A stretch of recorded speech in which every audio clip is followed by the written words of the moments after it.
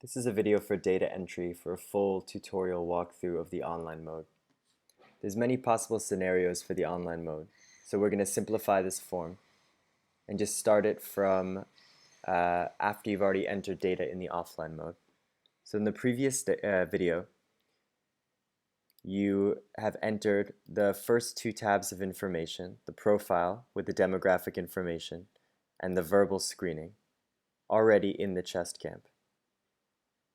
Afterwards, you would come back to your patient based on a variety of factors. You can look up your patient by the serial number. You could look them up by name, and you could even filter to make them easier to find.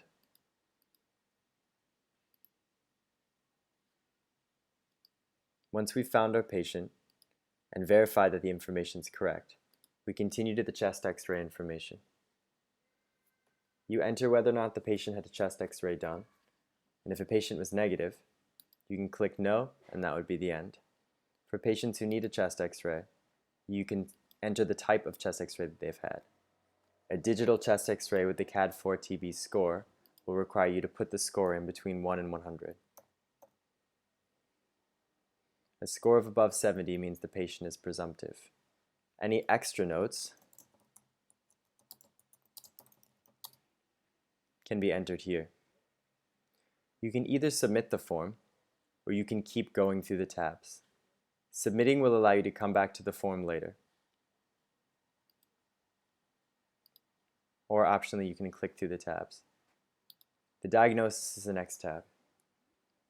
The client's presumptive status automatically populates.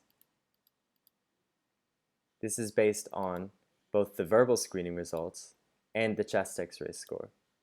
Next, it wants to know if a sputum sample was submitted. If a patient is presumptive and you click no, you have to provide a reason why it was not collected. If they have submitted a sputum sample, you must enter the sample number, the observations, whether or not it was adequate or inadequate, the type of sputum diagnostic, and the final diagnosis. For expert, make sure you distinguish if the patient was pulmonary B positive or rifampicin resistant.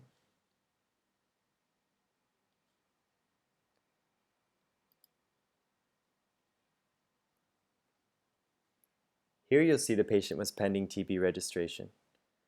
Now the patient has been entered in, but the final tab hasn't been addressed yet. The patient has a positive diagnosis, and you'll see so on the tab here.